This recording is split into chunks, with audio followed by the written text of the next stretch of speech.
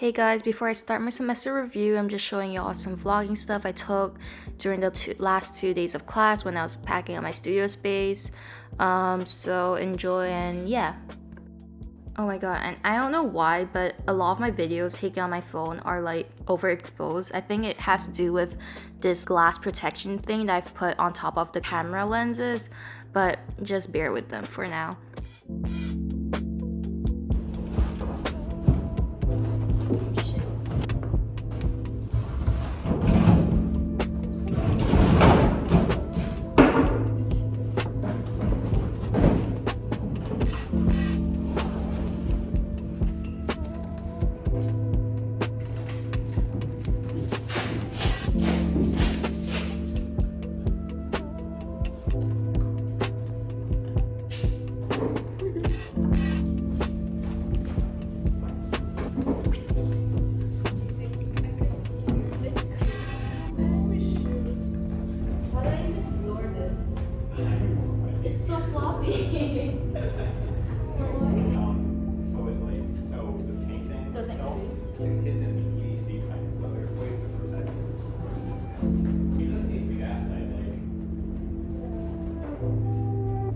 Wait, Freeman operation.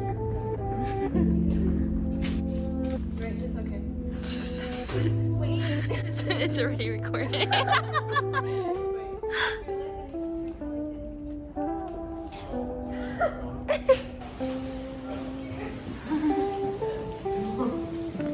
Oh, it's so over.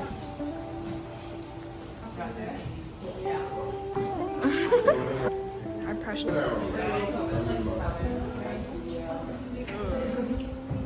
I look so crusty right now, but basically we just finished day 2 of our final painting crits.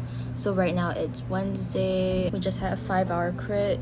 I had mine done by yesterday, but it's a class critique thing, so we had to all be together and critique every single person's as a works as a class individually.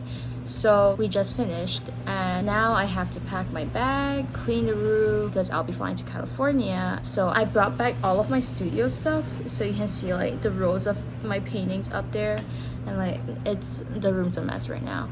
Once I'm done packing, I'll get back to you guys on a full actual proper review of all the works I've done this semester specifically for painting.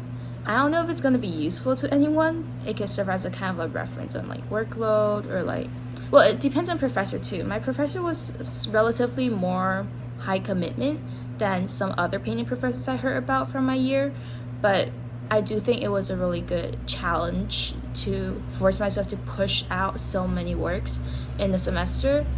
Enough blabbering. I'll show you guys the works in a few seconds for you guys, but like once I finish all my chores and stuff here.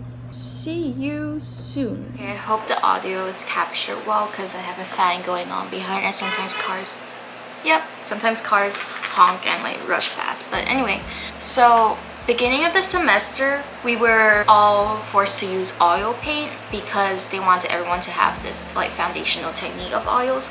I personally have done oil back when I was 7 years old to 12 years old or so, but then I kind of stopped after that because I only did that because I was in the studio after school. But alone, like it's kind of, you need ventilation, you need all the supplies. It was kind of annoying. So I haven't touched it since I was 12, so it's been around 8 years until I had to like relearn from the beginning. But also because I was so young back then, I kind of didn't really learn much about like the proper like mediums, solvents. For the first 2 weeks of the semester, we were told to do a painting a day. So a 9x12 masonite panel oil painting every single day for 2 weeks. And all of them for my class had to be observational. Ideally not from photographs. Well, I still kind of used it, but anyway. So my first one was this of my hands, but because I wasn't used to oil yet, I kind of approached it how I would usually approach acrylic painting. But I didn't really like it because it had this kind of very like line art, flat-ish illustrative quality. So I tried to experiment more with different techniques and applications when I was doing oil paint this semester. The second one, the prompt was to use only a palette knife for the entire piece. So I did this kind of like creepy self-portrait. And then for third and fourth, we could only use 2 colors for each piece. So for this one, I had a yellow base, and I went over with very diluted red and slowly built it up. The fourth one was this blue and white close-up of my eye, which I used more impressionist brushstrokes on like wet on wet technique, which I really liked.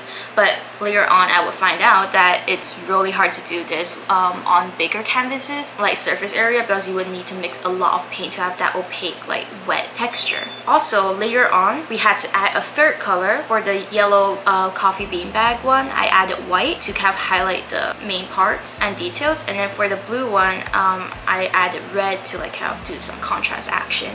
And then my fifth one was this flesh one. It was like a close-up of my palm. I really love this one. Once again, I really like this kind of like bulbous, like soft layered texture. I definitely wanted to explore this more, but afterwards I was working on really large scales, which I'm kind of really conservative when it comes to paint, specifically oils. We actually all received a starter kit at the beginning of the semester of these like tiny tubes of oil paint. We got 2 types of yellows, 2 types of reds, 2 types of blues, primary colors, and then black and white. And by the end of the semester, I still haven't finished any of the tubes, whereas a lot of my friends, their tubes are long gone. They've bought like the huge ones. I finished those too. Anyway, 6, I did distorted scene. So it's looking at the studio space, our classroom space, through like a glass jar. 7, we had to do en plein air. So I went up to Brown University's main green. I just sat there on a bench with my classmate and then just painted what we saw in front of us, which it was a really nice like autumn day. Should I like move this way so I can put the image here? But for 8th, I did a portrait of my cat back home in Singapore, Coca. I started playing with like the dripping of Gamsol in the background, which I tried to experiment even more with for the next few pieces. 9th and 10th pieces, I did like kind of a diptych thing where it was me from my childhood and then me currently. Both of them, once again, you can see I kind of like play with like the dripping, the translucency. 11th piece, I did a self-portrait, but kind of once again played with the Gamsol in the background, and then I kind of did this like kind of weird like, this was just kind of like an imaginary filler piece, which honestly I hate. I was also trying to play with like that kind of like impressionistic brushstrokes, like kind of like Van Gogh, Monet-ish type. 13th and 14th pieces, my professor wanted us to try like high key palettes and low key palettes. So my high key palette was this dead bird I found on the street back in Singapore that I took a picture of. So I tried to use the Gamsol's dripping to kind of like obscure the like goriness, but also kind of still capture that like form. And then my last piece is this imaginary figure, which I played with Gamsol again. Oh, and then actually I have a 15th piece, which is where we had to paint our partner just as like kind of like practice. So basically right after this we had a partner project, which was our next big project. We partnered up with someone in the class randomly, and then we had to learn about their lives, them as a person. And then gradually the final part of the project was to create a painting that was at least their height. So my partner was like 5'9", I think. But basically I did this 15th small masonite panel piece of him from a 0.5 perspective. Also, during all these big projects that we would have to do like in our own time, during class time we would also do like still life paintings, figure paintings, like real life stuff. So my first still life in class was this, based on like the setup that was in the middle of classroom. So like these like flowers, fabric balls, This was I think 18 by 24. My second one, we had a live nude model. So I did this painting. Oh, and then we were supposed to do like in a monochrome kind of color palette for this. So yeah. So when I started on the partner painting, originally my composition was my partner in this like box, because I wanted to kind of describe our relationship during this whole project. So I felt like it was very much a relationship of like over analysis of each other as people, and like kind of like trying to like dissect their psyche almost. So originally I came up with this composition. And then I even started rendering like the eye for realistic detail. And then I went for existential crisis because my professor hated the composition. So I painted right over it at like 7, 8 p.m. after class. I was like going for a full meltdown after my professor talked to me about it. And then I came up with this dissection kind of piece, but with weird details where it obviously is like nonsensical. So for example, I'm not wearing gloves. The doctor is wearing like a modern operation clothing or something like that, but then the nurse is like wearing like something back from like the Victorian era. My partner is the one lying on the operation table, and then he's lacking an eyeball. It's a small Easter egg that I decided to add. So he's lacking an eyeball because I took it, and it's actually in my left eye if you look at the doctor. So it's called Sharing is Caring. You can kind of read the art statement on my Instagram post of it.